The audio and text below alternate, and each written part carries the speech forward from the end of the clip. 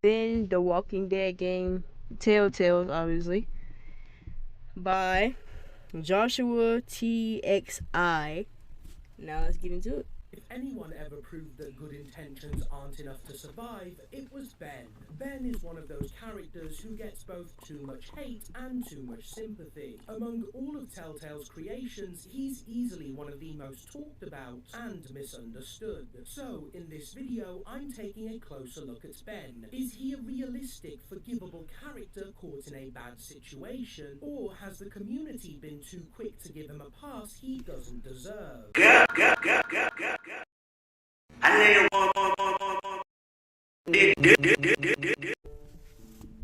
And he was a kid too. When Ben is first introduced to the group, he's instantly seen as a burden by Lily, just another mouth to feed. He's a terrified kid from nowhere, reeling from the loss of the only two people he arrived with, his best friend Travis and his teacher Mr. Parker, the last adult he looked up to. Before he can even process that grief, he's already being torn into. And to make matters worse, Ben delivers a revelation that confirms the group's worst fear. See Busy Spider crawled in Miss Booty Crack. It's not the bite that turns you, it's death. It's not the bite that does it. You come back no matter how you die. If you don't destroy the brain, that's just what happens. It's gonna happen to all of us. Yeah. Everyone is infected. Surprisingly, after his introduction, Ben fades into the background almost entirely. Clementine is the only one who shows him any real kindness. He truly has no one, and no one at the motel ever tries to get to know him. Let it out! But this isn't just an oversight, it's intentional. His invisibility reflects both his loneliness and the group's indifference. Nobody truly cares what he does, and without guidance or support, Ben makes the first fatal mistake of his life, cutting a deal with the bandits. Some medicine in exchange for temporary safety. Yeah, that like, I got mad at that shit, cause like, bro, why you making deals with fucking bandits, bro? To me, this being a controversial decision has always felt strange. Ben absolutely made the right call. His mistake wasn't the deal itself, it was hiding it. And that secrecy leads to disaster. Lee and Lily discover the truth, and the bandits retaliate by raiding the motel. It's here that Ben's role shifts from invisible outsider to a catalyst for Kenny's arc.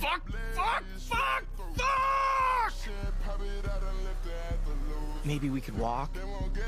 That's fucking stupid, Ben.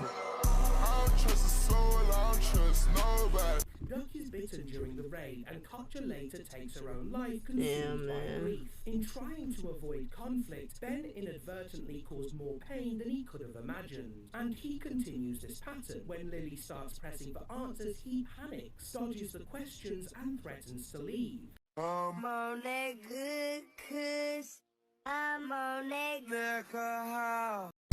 Carly, or Doug, defends him and pays for it with their life. That's Shit. 2 people he knew lost, and 3 more deaths caused indirectly by his actions. But even so, I don't think this makes Ben a screw-up. In the way some fans group him with characters like Harvey or Nick, he doesn't fit that mold. Ben had good intentions from the start, and honestly, most people in his situation would have made the same deal. The audio was funny, and I am so sorry. Ben That he isn't was in. a screw-up. He's a coward. What makes Ben even more complex is that he's fully called nigga a aware coward? of his own failures. He doesn't need to be told his actions were wrong. In fact, it's Ben who insists on telling Kenny the truth, even if you advise him not to. The guilt eats away at him. Daddy, put that fucking cock in my fucking clit. As Ben's mistakes pile up, abandoning Clementine in the streets, pulling the fire axe from the barricade and causing Bree's death, his moral compass becomes increasingly clear. He knows right from wrong, and eventually he chooses to face it. Telling Penny the truth isn't just a confession, it's a turning point. It's Ben confronting the two core flaws that define him: his fear of conflict and his instinct to hide from responsibility. Welcome back to my YouTube channel. Today I'm gonna eat my own ass on camera. And crucially, he does it without any push from the player. Before we move on to Ben's determinate death and who he becomes if you save him, there are a few things that need addressing. Ben is heavily vilified by the community and often unfairly. His intentions are constantly misread. Sure, you could call him a screw-up, but aside from the fire axe incident, what exactly does he screw up? That's Queen Skinny Legend Versace Boots, the house fam, Slay Queen, Hunty Mama, and Up Daddy Work, Charlie XDX, Snatch My Work. His biggest crimes are rooted in fear, not malice or selfishness. He isn't blinded by pride or ego. He's just a terrified, guilt-ridden teenager trying to survive in a world he's not equipped for. The tragedy isn't that he refuses to change, it's that he doesn't believe he can, which... That's why he chooses to, you know, sacrifice himself at the bell. Because he chooses, you don't think he can, like, damn, he don't think he like to change. Or you think he just causes more pain by being there around people because the decisions he created in that environment, since he don't know how to handle it well, or like handle it like or control it at all, and shit, and things go to shit because of that. So. Yes, my pussy's green.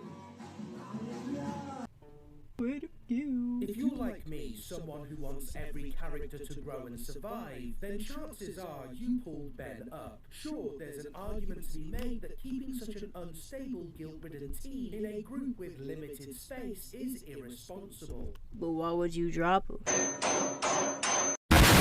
But in my view, a 17-year-old shouldn't be given a death sentence for mistakes rooted in fear, exactly. not malice. It doesn't align with Lee's character either. Someone who was judged and condemned, yet proved his worth. And despite what Kenny says, if he were the one holding Ben's arm, he wouldn't have let go either. This choice also reveals something about the player. Throughout this entire playthrough, have you held on to your humanity, or decided the world is too brutal to keep gambling on others?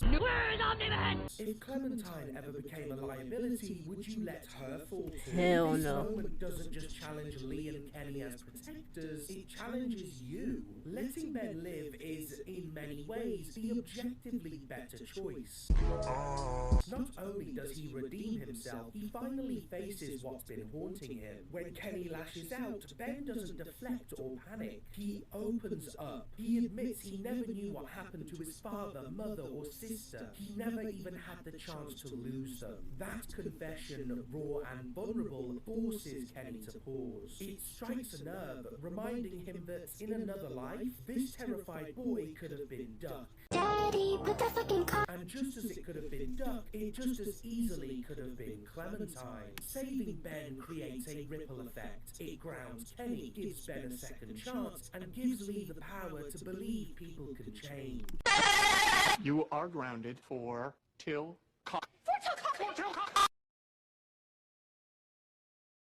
Of course, he lives to only die another day, falling from a balcony and being impaled. But even that has meaning. His bravery, his choice to help and not to run, becomes his undoing. They went to clinic also. They said he lived to die another day, bro.